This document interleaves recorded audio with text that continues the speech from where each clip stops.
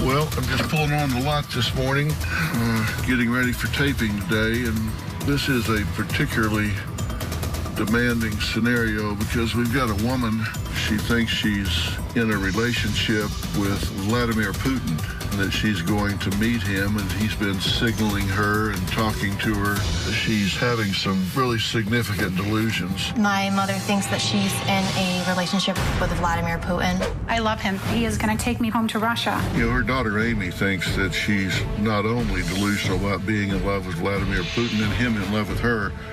This has been going on for 3 years. In fact, she thinks she's the mother of Russia. You're saying he's in love with me. Why hasn't he gotten you? She wanted to go to Alaska so she could cross over into Russia to meet him. And they wouldn't let her into Canada, so she was living in her car. And we went up there at the request of her family, picked her up and brought her here. Vladimir communicates with me through his ties. This guy's the most powerful guy in the world. Why is he talking to you through his tie? It is delusional. The question is why and how can we get this woman back with her feet on the ground? Just put it this way, it's going to be an uphill battle this morning. Today's going to be a changing day in your life. You've never had anybody working harder to bring you to the threshold of change than right now. You might be wondering why I'm standing here in a completely empty studio.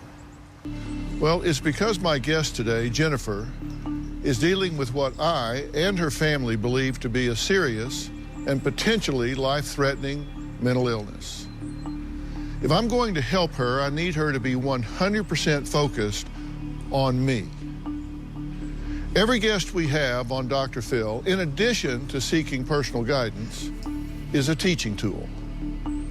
The question for you at home is, how do you know when unusual thinking and behavior has crossed the line from perhaps a passing disturbance or an idiosyncrasy to a mental illness requiring professional intervention? Jennifer's children believe she has crossed that line. They say they first noticed something was seriously wrong with her thinking when she revealed she was engaged to marry Russian President Vladimir Putin. In fact, Jennifer says when she saw this picture of the Russian leader, she knew that she was destined to marry him and become the Queen of Russia. I treat all of my guests with dignity and respect, including those who may have debilitating mental illnesses, however outlandish their expressed beliefs. In addition to helping Jennifer, my hope is that I can respectfully raise awareness about this type of thought disorder, whatever the diagnosis, by educating you at home on how to recognize it when you see it. If you find yourself dealing with similar symptomatology, I want you to know what it is and what to do about it. Jennifer's children say their mother's delusions have gotten so bad that she now believes she's stopped President Trump's assassination, terrorist plots, and 4 wars. Take a look. My mother thinks that she's in a relationship with Vladimir Putin to the extent that she has become homeless, living in and out of motels. My mother says Putin is going to make her the Queen of Russia to help run his country. My mother is delusional. I honestly couldn't tell you the last normal conversation I had with my mom. Always comes down to Putin, religion, politics. He had posted this picture, a good evening, and that was the night before I arrived in LA. And 30, 35, 40 minutes, nonstop talking. These are the trees outside of La Park here, so he already knows where I'm going, what's being set up, all that stuff. You would put the phone down and walk away and come back, and she'd still be talking. Yeah, and so this is how Vladimir and I, we communicate through pictures. My mother told us she's had visions or dreams of working with all these world leaders over in, different countries. So what he's telling me here is that if the U.S. does not sign that peace treaty with North Korea, we're going to do a similar type of a JCPOA with North Korea to make sure that we have global peace. My mom thinks she's really in contact with President Putin and believes that they're going to get married. I think it's all crazy. And on top of that, she went out and bought a wedding dress a few years ago because she had a dream she was going to get married after getting wrapped up in Vladimir Putin. That's who she believes she was called to marry. My mother believes that there is a code between communication of Vladimir Putin and herself. She believes that certain hand gestures and stuff that is meant just for her. When my mother would show pictures of Vladimir Putin to my children, she had my daughter, who is 2, calling Vladimir Putin her Dida, which I believe is Russian for grandfather. So she's not living in reality. Everything is on social media, and that has become her reality. My mom posts on social media probably 70 to 80 times a day about different world leaders. And she'll find coincidences that happen with what's going on in the news or politically, and she'll say, I did that. I did that. That was me. Just keeps getting worse.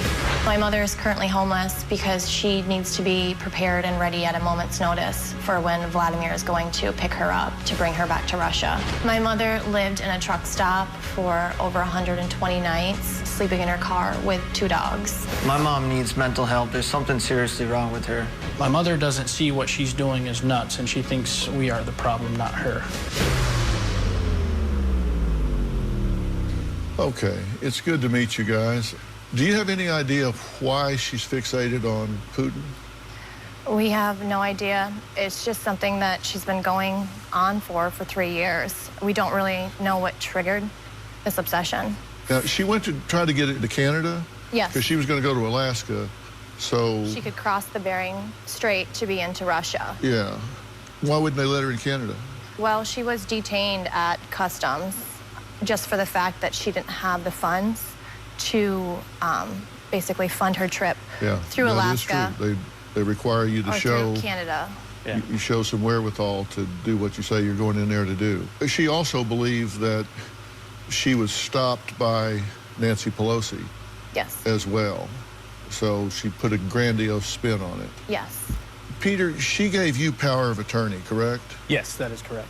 She wanted me to take care of her, I guess, financial things, if I had to do appointments or deposit checks while she was over in Russia. And now, she thinks that she's a visionary.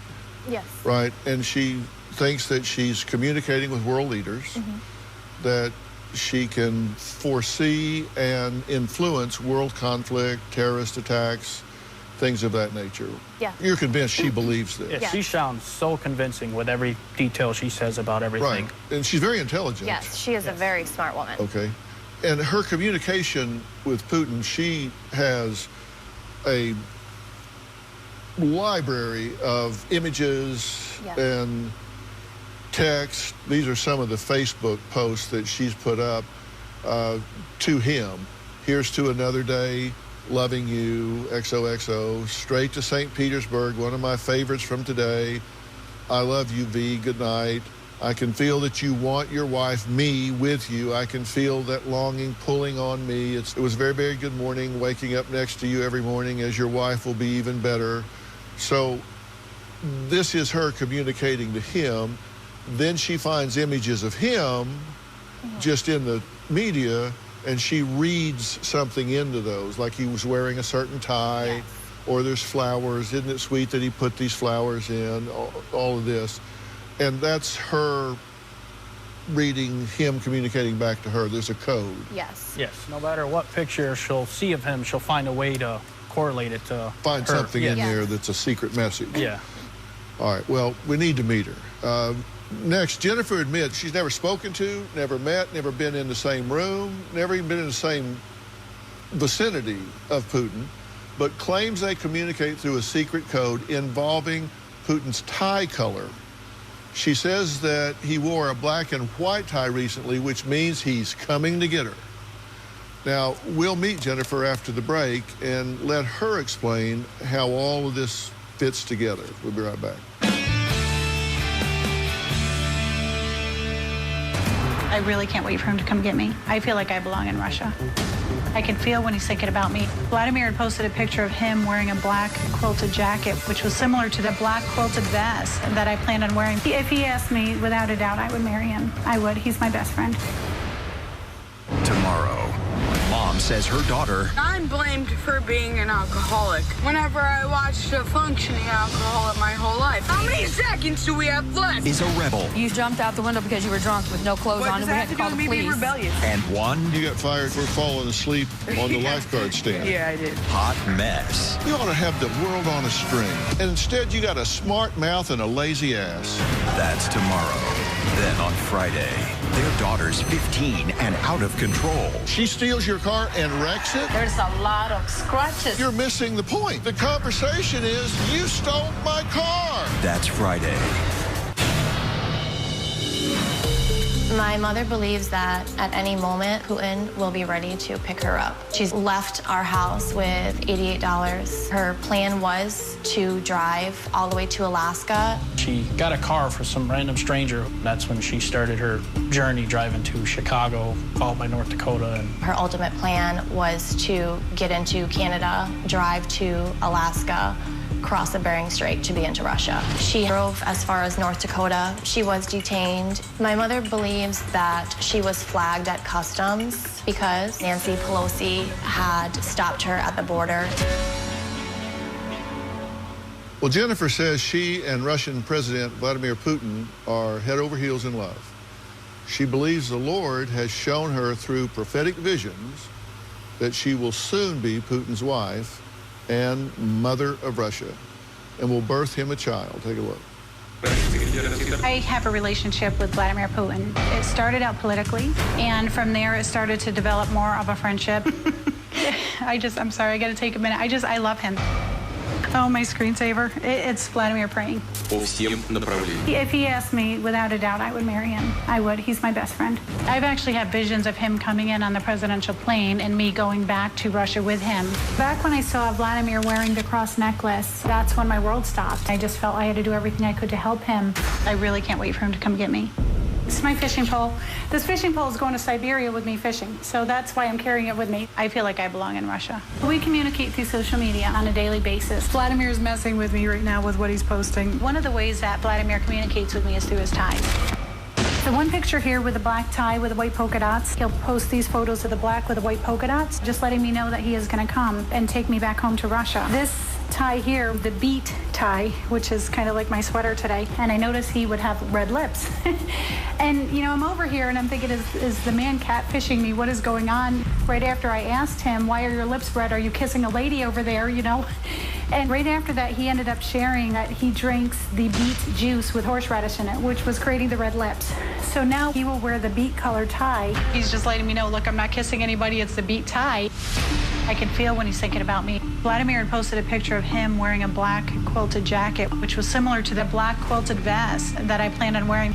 I began having prophecies. I would birth another child. I was having dreams of having this little girl that him and I would have. Actually holding a baby outfit that the Lord had led me to go by and to begin praying over. Vladimir will often post the blue tie with the white polka dots, confirming to me, you know, this is our future. Right now, I'm homeless, and this is a path that brought me into the conditions that I'm in. I got hit with spiritual warfare. You know, when you're coming against evil that I do in this ministry, I get hit and finances will dry up.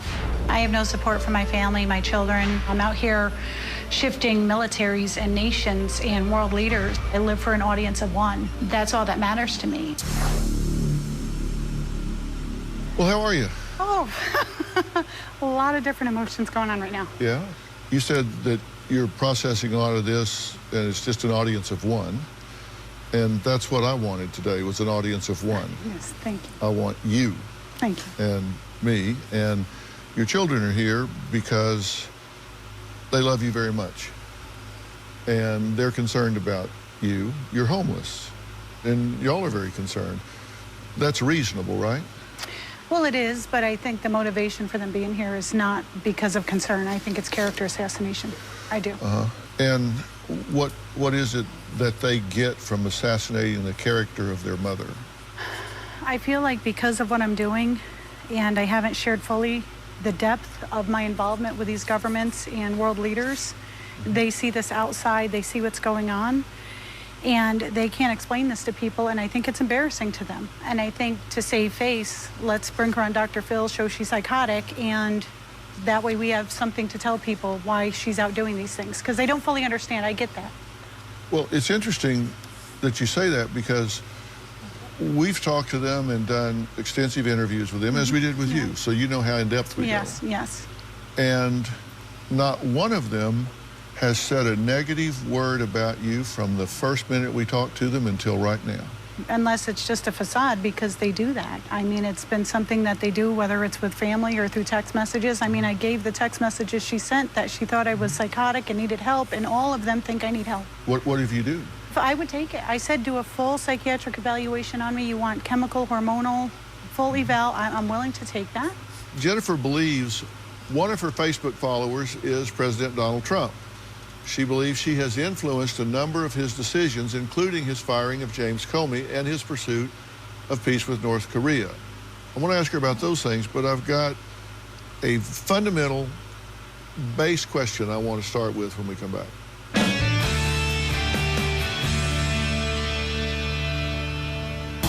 I have a lot of visions. I close my eyes, and the minute I do, it's like a light show. I will start seeing one image after another.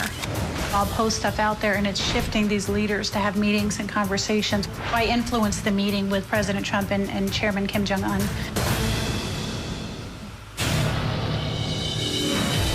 In 2016, I get a call from the Trump campaign in Syracuse, New York. He goes, well, we need a lot of help over here. Can you come help us with the Trump campaign? And when he said that, something in my spirit was like, that this is that prophecy of political influence. I realized at that moment that I needed to use, my spiritual gifts, the prophetic gifts, with this campaign to help President Trump win the election. I feel that my prayer life had protected President Trump during the campaigns. There were 2 different times, and in prayer, I saw people trying to come in either to attempt an assassination, something wasn't right, and I would send an email and warn, and, they would email me back, thank you for the information.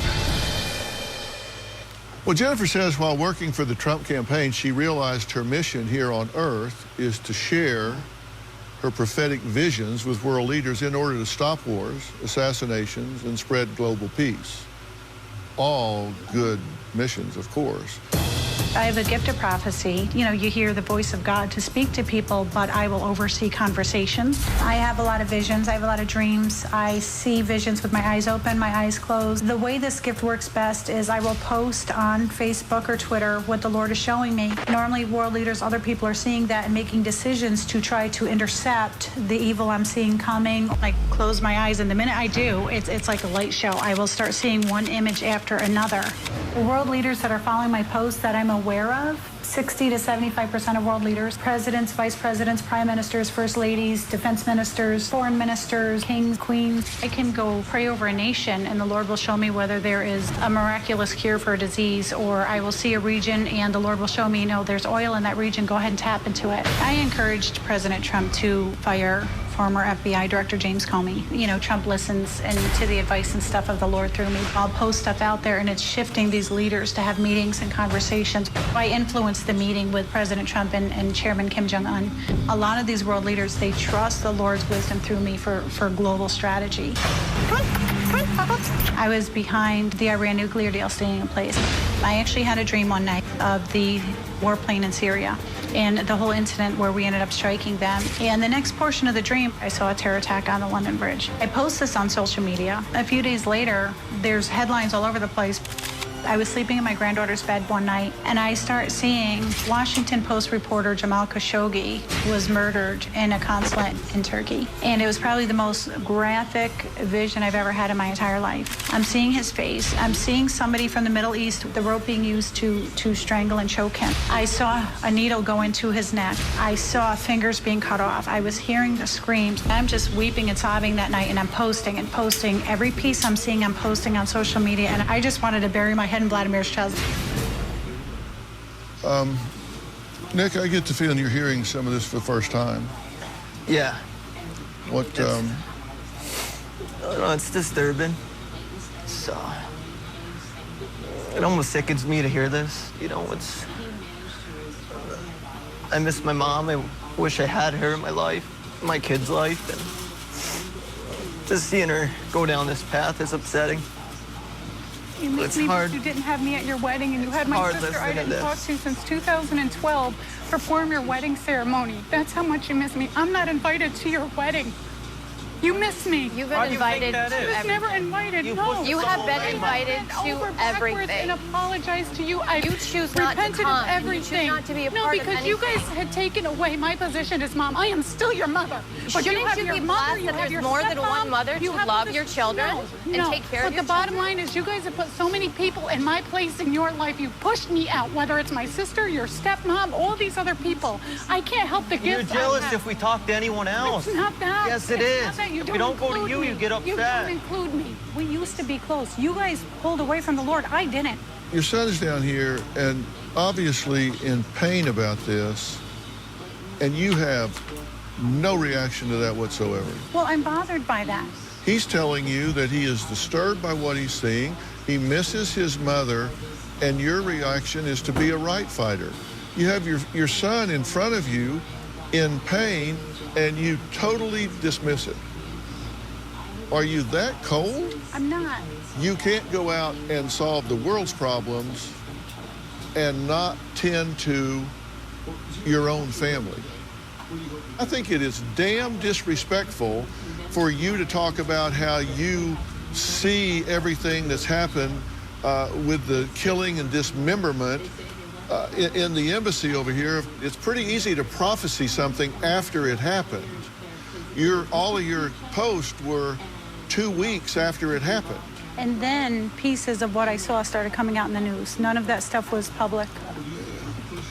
See, this is all you care about. What about your kids, your grandkids? I am so tired of being hurt by everybody. Would you agree that Vladimir Putin is one of the most powerful men in the world? I do. If he's in love with you, why has he never met you?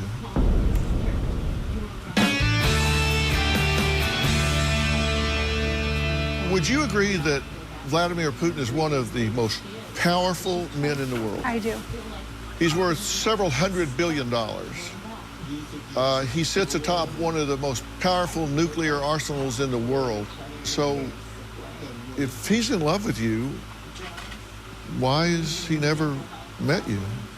Well, and I've questioned that. I think. Why is he? I mean, if this guy's the most powerful guy in the world, why can't he meet you?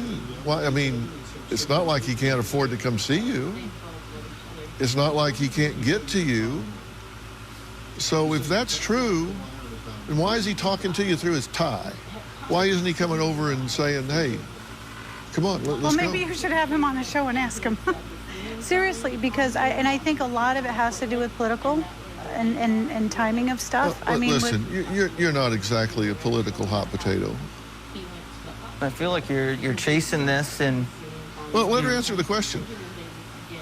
If one of the most powerful men in the world is in love with you, why hasn't he come and gotten you?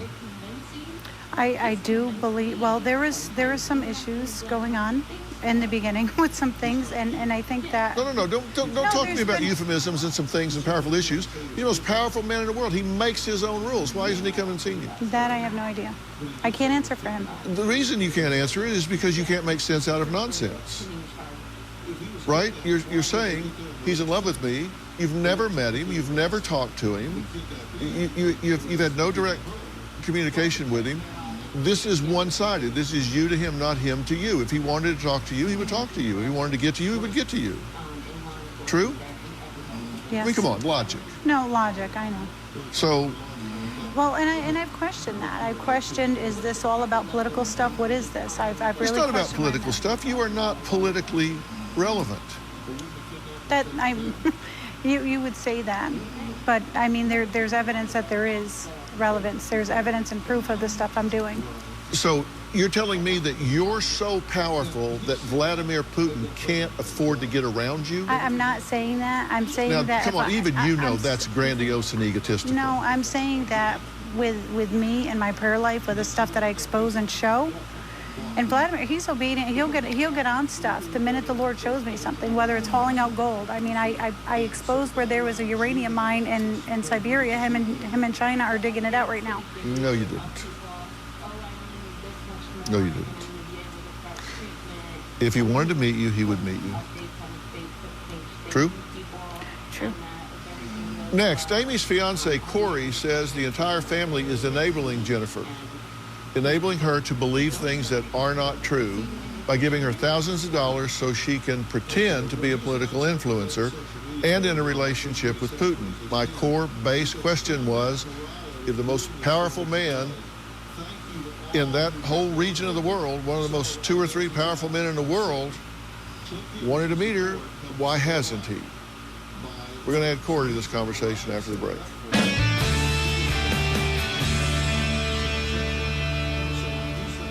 She does not have the gift of vision she thinks she has. Amy, Peter, and Nick have confronted her numerous times. And there was a lot of enabling going on in the family, with helping her out with money. I believe she's a scam artist. Having the strong prophetic mantle that I do, when people have been intimate, and I had this thing, I started recognizing it with my teenage daughters. And if they had a boyfriend, like I would look at them and it was almost like I would see their boyfriend's face morph into theirs and then go back out again. And I began wondering, like, why am I seeing that? And then the Lord revealed to me they'd been sexually intimate. Amy's fiance, Corey, says it's time to stop enabling Jennifer and allowing her to live in what he believes is a fantasy. Corey says enough is enough, and until Jennifer seeks mental help, Come, Corey. It's time for the family to step back. Take a look. I don't agree with the way that Jennifer's living her life. She needs help. She's selfish. Well, a few years back, she'd get some money, and she'd go get her nails done, her hair done, when the kids needed food, needed stuff for the house. She lives in a fantasy land, thinking she sees visions that are going to come true, thinking she's with somebody she's not. Yeah, Jen speaks of Vladimir Putin every hour. She does not have the gift of vision she thinks she has. When I met Jen 12 years ago, she seemed to be stable. Jen spiraled out of control after her third marriage. Amy, Peter, and Nick have confronted her numerous times, and she thinks she doesn't have a problem. She thinks she's completely normal. And there was a lot of enabling going on in the family, with helping her out with money. I believe she's a scam artist, but just doesn't tell anybody. And she just thinks it's God working through her. I feel like Amy and her brothers should cut Jen off. When Jennifer came to live with us, I knew it wasn't going to be good. I didn't want Jennifer to move in, but it is Amy's mom, so I wanted to be supportive. Jennifer living with us put a lot of strain on our relationship. Just spiraled down from there. We had no privacy. We were financially responsible for her, and I didn't like that. Jennifer would use my son's phone for social media to talk to Vladimir. I hated it. She used to screenshot pictures of Vladimir Putin on my son's phone. Nobody is taking any initiative to say, Mom needs help. I feel if she stays the same and doesn't seek help, something bad will happen to her. Thank you for joining us. You're the one that emailed. Yes. Because you want help here. I've just had enough. I don't agree with everything that's going on. I'm not her son. I'm with Amy and Peter and Nick, and I just thought it was time to do something to try to help her out. Yeah. And do you think this is kind of over everybody's head? I thought you'd be the only one that might be able to help out. You say that everybody's enabling me. I took you guys in and helped counsel to keep you guys together a while ago. You admit that? No, and I helped with that. And we appreciated that, You know, but the bottom line is, what about with Bane? You know, I had a dream right before he was born, and the Lord had me praying for 2 days straight for him. He was born dead for 4 minutes, but yeah, I don't see or hear from God. He had me praying for that baby to live.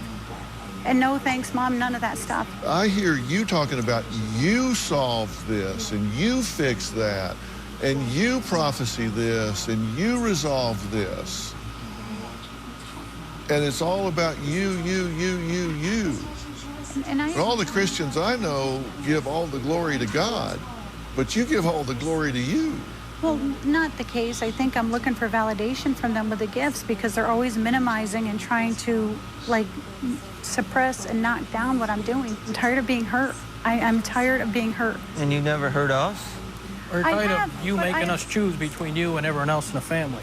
Everyone else in the family that has been cruel and doing things that I just pull away from, and you guys want to choose that, that's fine. That's your life. You've isolated yourself from the whole entire family, not just your children, but your whole entire family. Well, she says that you stole her youngest son away. You took away his childhood, and you know that. That was my child in my home, okay? It's time to have a serious conversation about what I think's really going on here. We'll talk about that after the break.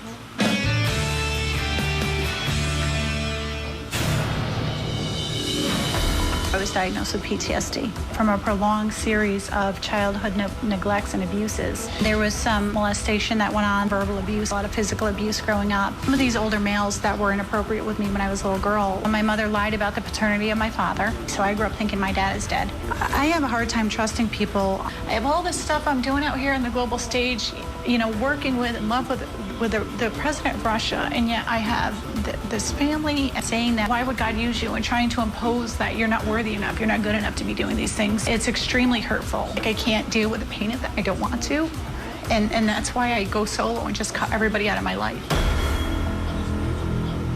I think just in the short time that we've been together, I actually think there's been a lot of progress and a lot of movement on your part, because I think you've gotten very honest and very real here.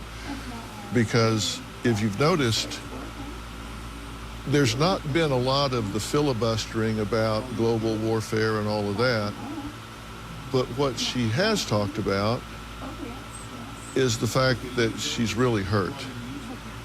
I feel like these are not mine, because I can't imagine kids doing stuff to their mom that these guys do. And it's hard. They're my kids, I love them, but I don't know if there's any repair. I think when you were growing up, I think there have been some really unresolved conflicts in your life. I think you spent a lot of years being lied to about who your father was. I think that you were really violated when you were 14 years old. And you make out like it wasn't that big a deal to you, but you did try to take your own life after that. May I speak candidly about this? Your mother was raped when she was 14 by 3 different people. And this was never really tended to. Some of these things can be so painful that we really do seek escapism. You mentioned fantasy. Yeah. That's exactly right. Sometimes life can get so difficult that you really do try to find some way to, you call it daydreaming, and sometimes it gets so chronic that we start to live in this daydream world. You get into erotomania. And erotomania, which often shows up in this type of psychosis, occurs when there's a delusion that an individual firmly but mistakenly believes that someone else is in love with them. And often it's a famous person despite minimal or no real contact. And the evidence to support the delusional connection is typically found in hidden meanings or gestures. I think you deserved a lot better help than none when some of these things happen to you. And I think you have some very open wounds that you're dealing with the only way you know how, which is just try to escape them. With this stuff with Vladimir, I have questioned in the back of my mind what's going on. Was it to destabilize, to try to get into our system here? Mm-hmm. Well, that's very grandiose distortion, because if somebody was going to try to find an entry into our system, it wouldn't be a lady living in her car in North Dakota. So what's to be done here? I'm going to give my thoughts, and I'm going to take her up on an offer she made to me at the very beginning. We'll be right back. She said you are willing to undergo every kind of evaluation to get answers and find out if you've got goggles on that are distorting the world. And I'm going to take you up on that. There are 2 people that I admire greatly in this profession, and they're right here. I want to introduce Creative Care founder, Dr. Mortiza Kaligi, and clinical director, Dr. Farah Kaligi. They know each other. And they're here from Creative Care Calabasas, which is a very intimate 6-bed facility. We're not talking about some big hospital somewhere. They're located on a private wooded acre property in Malibu Canyon, and the facility is set beneath the canopy of 100-year oaks and located between the Santa Monica Mountains and the Pacific Ocean. And I mean, it's just beautiful out there. It offers full psychiatric and psychological assessment and treatment, if appropriate, by top-notch doctors and therapists and round-the-clock nurses to ensure that every client that's there gets the one-on-one monitoring and attention to get to the answers that they need. And we know that you have some unresolved issues, so this can do nothing but help you. And Dr. Scalighi, do you all believe that you can help Jennifer here to get to a more comfortable place in her life? Well, without a doubt. Just like you said, the first thing is to do an evaluation, a very thorough psychological, psychiatric assessment. I think what you've developed is a system to really deal with all of the life stress. No, and I'm definitely open to going into that. My thing is, and again, I started getting the dogs. Like, I want to take them with me. We'll work that out, and you'll be able to see your dogs. That's not an issue. You said you would. You're either going to, or you're gonna go back on your word and not do it. No, I will go. I want to thank all of my guests today, and a special thanks to Creative Care founder. Thank you so much, Dr. Scalighi, and Clinical Director, Dr. Farrah Scalighi. Thank you so much, you guys, for being here. For more information about today's show, log on to drphil.com. You can follow me on Facebook, Instagram, Twitter, and speaking of Twitter, check out what Dr. Phil's superfan, Zach, wrote. I have an unhealthy obsession with Dr. Phil. Well, watch Dr. Phil, maybe I'll tell you how to get over that. I read all your comments on Facebook and Twitter, so keep them coming. I appreciate it. We'll see you next time.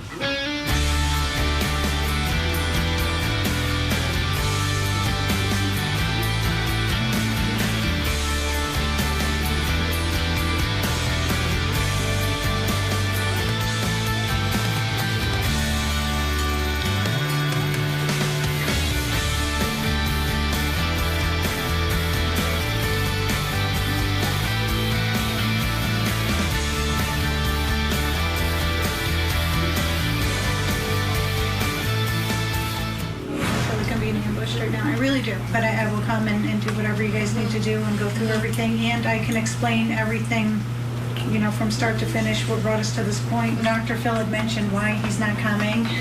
I've questioned that in the back of my mind, and like I said, I'm wondering if, and I've always wondered if I'm in prayer and I see, like, Golden Nation, he's on a plane, he goes to get it. I mean, it's not coincidence. And so you have all these things, so it's like, am I being used for my gift, or what is going on with that?